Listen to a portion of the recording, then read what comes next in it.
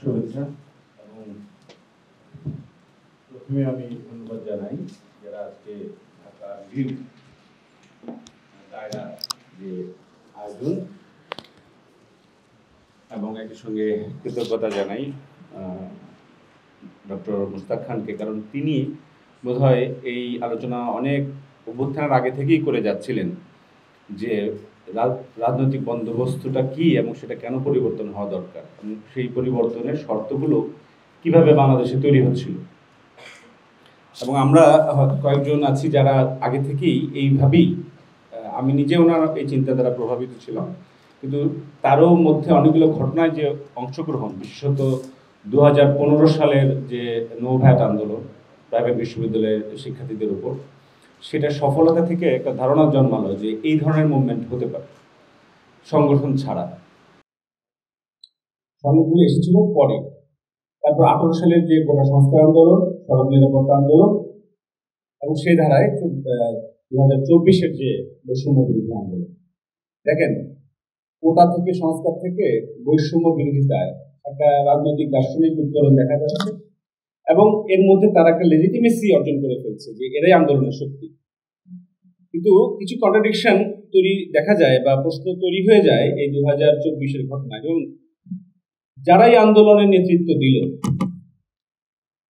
তারা কি প্রধান দল ছিল বা তারা আদৌ কোনো দল ছিল কিনা সেই সময়, এটা একটা বড় রকমের সমস্যা বা সংকট তৈরি করলো। যারা আন্দোলনে যে ছাত্র নেতৃত্ব বিভিন্ন জায়গায় থেকে, বিশ্ববিদ্যালয় থেকে বিভিন্ন গ্রুপ একটা আমব্রেলার মতো তারা আন্দোলন করলো,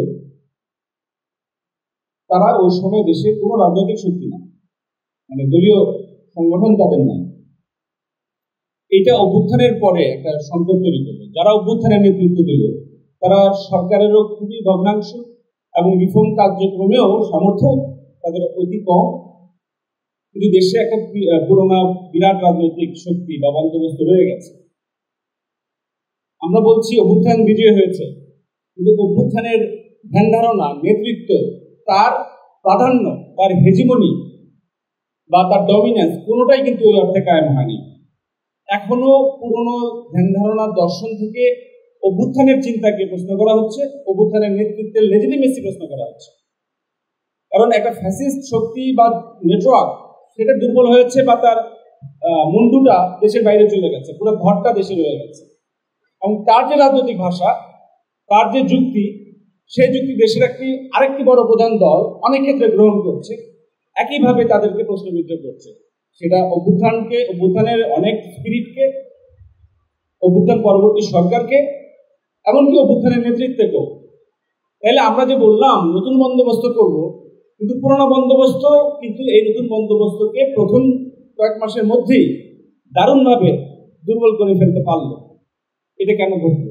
2 নম্বর, সরকার যারা চালাচ্ছেন তারা আসলে শেষ পর্যন্ত কাকে রিপ্রেজেন্ট করছেন এই জিনিসটাও এখনো সরকারের দিক থেকেও স্পষ্ট না, অন্যদের দিক থেকেও সেই বিষয়ে কোনো সেতু তৈরি করা সরকারের সঙ্গে সেটা হয় না। যেটা মুস্তাক ভাই বললেন যে শক্তিগুলোর সঙ্গে সমঝোতার জায়গা তৈরি করা, একটা যোগাযোগের জায়গা তৈরি করা, সেরকম জায়গাটা হয় নাই। রিফর্ম শেষ পর্যন্ত হয়ে দাঁড়ালো। এখন এসে খোলাগোলায় বলি, এটা আমার একটা সময় এসেছি 10 মাস, আমার দায়িত্ব থেকেও এই কথাগুলো বলা মানানসই না, আর পরিস্থিতির মধ্যেও এটা ওয়েলকাম হবে না, তবুও বলি, রিফর্ম যারা আমরা করব তাদের হাতে তো কোনো নির্বাহী বা অন্য কোনো ক্ষমতা নেই। তো আমরা হয়ে দাঁড়ালাম যারা রিফর্ম চাচ্ছি, তারা একটা বিরাট রকম এফজিডি করলাম, ফোকাস গ্রুপ ডিসকাশন করলাম অনেকগুলো বিষয় নিয়ে। এইটা মানে কার হয়ে করছি? আমরা আমাদের সততা, আমাদের বোঝাপড়া, আমাদের দায়িত্ববোধ থেকে করছি, কিন্তু রাজনৈতিক দলগুলো এটার সঙ্গে অর্গানিক্যালি যুক্ত না, ফলে তারা এটাকে গিলতে রাজি না, তারা এটাকে বমি করে ফেলার জন্য তারা বারবার ঢেকুরতে উঠছে বারবার। এবং সরকার যারা চালাবেন তারা কিন্তু পুরানা নির্বাহী ক্ষমতার সঙ্গে তাদের আমরা দেখছি যে সংঘাত তৈরি হচ্ছে, যেটাকে আমরা বড় অর্থে ব্যুরোক্রেসি বলি, ব্যবসায়ী সমাজ বলি, বিভিন্ন বাহিনী বলি, ডিপ স্টেট বলি, তাদের সঙ্গে বড় রকমের একটা সংঘাত সরকারই হচ্ছে। তাহলে এই আমার কাছে মনে পুরো জিনিসটার গোড়া ওই জায়গায় যে এই দেশে দীর্ঘদিন আন্দোলন করে আসা, সংগ্রাম করে আসা দলগুলি নেতৃত্বে অভ্যুত্থান না হয়, নতুন ছাত্রদের উঠতি মধ্যবিত্তের তরুণদের নেতৃত্বে অভ্যুত্থান হয়, পুরোনো বন্দোবস্ত আসলে হুমকিতে পড়ে গেছে। এই ভয়টা তাদের আমরা ন্যায্য ভয় বলেই মনে করি, কারণ তারা দেখছে যে তাদের হাত ঘটনা তো ঘটে গেল তাদের ছাড়া। 71 সালে যখন শেখ মুজিব 25শে মার্চে চলে গেলেন, পাকিস্তান বাহিনীর কাছে আত্মসমর্পণ করলেন, তিনি ফিরে এসে দেখলেন যে আসলে তাকে ছাড়া, এমনকি তার দলের একটা অংশ ওই যুদ্ধে অংশগ্রহণ করেনি সত্যিকার অর্থে, তাকে ছাড়া মুক্তিযুদ্ধ হয়ে গেল। তিনি যে দ্বিধাদ্বন্দ্বে অস্বস্তিতে পড়তে থাকলেন, তারই ফলে কন্ট্রোল ফেরত আনার জন্য তাকে মাঠে নতুন শক্তি চলে এসেছে। তরুণেরা জাসদ করছে, বামপন্থীরা, আওয়ামী লীগের যারা রেভলিউশনের অংশ, তারা তিনি বাকশালে চলে গেলেন। ওই একই রকম একটা সংকট আমরা এই সময় দেখতে পাচ্ছি। আমার কাছে প্রশ্নই বেশি। এখন রিফর্ম যে আমাদের দেশে হয়েছিল, সেটা তো আমরা দেখেছি একটা কৃষক প্রজা পার্টির আন্দোলনের মাধ্যমে জমিদারি ব্যবস্থা উচ্ছেদ হলো, আইয়ুব খানের সময় ভূমি সংস্কার হলো, মোটা থেকে ডানপন্থী শক্তিগুলোই কিন্তু রিফর্মটা করলো। আমাদের মৌলিক বুনিয়াদী সমাজ সংস্কার কিন্তু আর ওটাই। একই সময়ে পশ্চিমবাংলায় বামপন্থীরা ভূমি সংস্কার করলো। দুইটা বিপরীত আদর্শের শক্তি কিন্তু একই রকম সংস্কার তারা দুই বাংলায় করলো। ফলে রিফর্ম প্রশ্নটা যতটা না রাজনৈতিক ছিল, তার থেকে বেশি ওই সমাজ বিকাশের, অর্থনীতি বিকাশের একটা শর্ত হয়ে উঠেছিল। সবাই ফিল করছে। আজকের এই ফিলিংটা কোথায়, যে কোন রিফর্মটা আমার এই সমাজ এবং অর্থনীতির মৌলিক বুনিয়াদ? আমি যদি সব জায়গায় হাত দিয়ে সব জায়গায় ফ্রন্ট খুলে ফেলি, সব জায়গায় একসঙ্গে যুদ্ধ মানে খেপিয়ে তুলি, বা যেহেতু আমি এটা একটা সংক্ষিপ্ত গণ অভ্যুত্থান, এটা বিপ্লব না, যে পুরোনো শক্তি পালিয়ে গেছে, তাদের কাঠামোগুলো রয়ে গেছে, সেখানে নতুন লোক বসে গেছে। ফলে এই জায়গায় আমার ওই ফান্ডামেন্টাল জায়গাটা আসে যে আমরা সংস্কার করতে চাচ্ছি, কিন্তু অভ্যুত্থানের মধ্যে যে কথাটা এসেছিল সেটা আমরা ভুলে গেছি। সেটা হচ্ছে, কথাটা ছিল সংস্কার না, কথাটা ছিল ফ্যাসিবাদী ব্যবস্থা বিলোপ।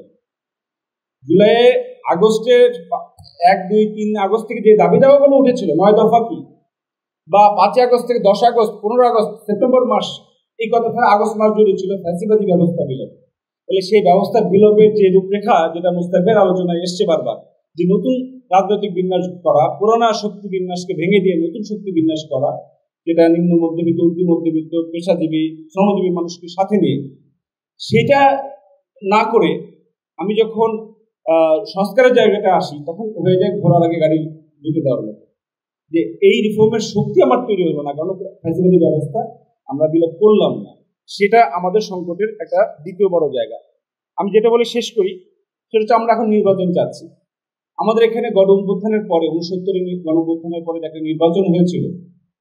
সেই নির্বাচন একটা দলের একচেটিয়া ক্ষমতায় পরিণত হয়েছিল, নিরঙ্কুশ বিজয় হয়েছিল, এবং সেটার ফলাফল কিন্তু আমরা দেখেছি পরের বাংলাদেশে। সেখানে অন্য মাওলানা ভাসানী সহ অনেক বামপন্থীরা অংশগ্রহণ করেননি। ফলে ওই যে বিজয়, সেটাই কিন্তু আওয়ামী লীগের বাকশালের ভিত্তি, একভাবে বলা যায়। আবার আপনি দেখেন 1991 সালে, যেখানে একটা প্রতিযোগিতামূলক দুই দলীয় প্রতিযোগিতার মধ্যে নির্বাচন হলো, সেই নির্বাচনের মধ্য দিয়ে আমাদের ইতিহাসে সবচেয়ে বেশি গণতান্ত্রিক সময়টা আমরা সেই সময় পেলাম। তখন অর্থনীতির উদারীকরণ চললো, সমাজের উদারীকরণ চললো, এবং একটা 91 to 95, 96 আমরা বলতে পারি একটা খুব ভালো সময় গেল, একটা অভ্যুত্থানের নির্বাচন। কিন্তু আরেক ধরনের অভ্যুত্থান, যেটা সামরিক বাহিনী সমর্থিত এলিটদের যে অভ্যুত্থান হলো 2006-08, সেই অভ্যুত্থানের পরে যে নির্বাচন হলো, সেই নির্বাচনে কিন্তু আমরা আজকে যাবতীয় সমস্যায়, যে আওয়ামী ফ্যাসিবাদের বীজ, তার পরিকল্পনা, তার নকশা এবং তার শক্তি বিন্যাস কিন্তু ওই 2 বছর হয়ে গেছে। তাহলে আমরা যারা আমরা সবাই নির্বাচন চাই, কিন্তু আমরা কোন ধরনের নির্বাচন চাই? আমরা কি 1991 ধরনের নির্বাচন চাই, না আমরা 2009-এর 8-এর নির্বাচন চাই, যে নির্বাচনকে দৃশ্যত মনে হচ্ছে নিরপেক্ষ, কিন্তু তার আগে রাজনৈতিক যে ইঞ্জিনিয়ারিং হয়েছিল, যে দমন হয়েছিল বিরোধীদের উপর, সেটার পরে যেইভাবে একটা দলকে এইভাবে একক শতভাগ ক্ষমতায় নিয়ে আসা হলো, সেটাকে আবার ওই বাকশালের 70 সালের নির্বাচনের সঙ্গে একটা আমাদের মনে করিয়ে দিতে পারে। তো সেই জায়গায় আমার মনে হয় যে আমরা একটা কোন ধরনের নির্বাচন চাই, এবং সংস্কারের আগে আমার যে আবার এখনো যে জিনিসটা, সোশ্যাল ডাইনামিজম একটা সরকার চলে গেলেই হারিয়ে যায় না। যে তরুণদের, উঠতি মধ্যবিত্তের তরুণদের যে নতুন রাজনৈতিক বিন্যাস হচ্ছে, যে উত্থান হচ্ছে, এটা একই সঙ্গে একটা পলিটিক্যাল সোশিয়োলজি এবং একটা সোশ্যাল ডাইনামিক্স। প্রথম জেনারেশনের শিক্ষিত হয়ে আসা গ্রাম্য মফস্বলের মুক্তি তরুণ প্রথমবার শহরে আসছে, সে রাষ্ট্রীয় ক্ষমতার হিস্সা চায়, সম্পদের হিস্সা চায়, এই আকাঙ্ক্ষা এটা কিন্তু চলমান থাকবে। এবং আমাদের দেশে যদি বেকারত্ব সহজে শেষ হচ্ছে না, যেহেতু বঞ্চনারও শেষ হচ্ছে না, অমর্যাদা বৈষম্য শেষ হচ্ছে না, ফলে নতুন সামাজিক বিস্ফোরণ যে ঘটবে না এটা আমরা বলতে পারি না। ফলে এটাই যে শেষ অভ্যুত্থান অন্তত আগামী 1 দশকের জন্য, এটা কিন্তু আমাদের বলবার কোনো কারণ নাই। ফলে যদি আমরা সেই রকম আরেকটা রক্তপাত না চাই, রাজনৈতিক মানে যারা স্টেক হোল্ডার তাদেরই সবার আগে বোঝা দরকার যে একটা রিফর্ম হতেই হবে, সেটা নির্বাচনের স্বার্থেই হতে হবে, সেটা এই জনগোষ্ঠীর বাঁচা মরার স্বার্থেই হতে হবে।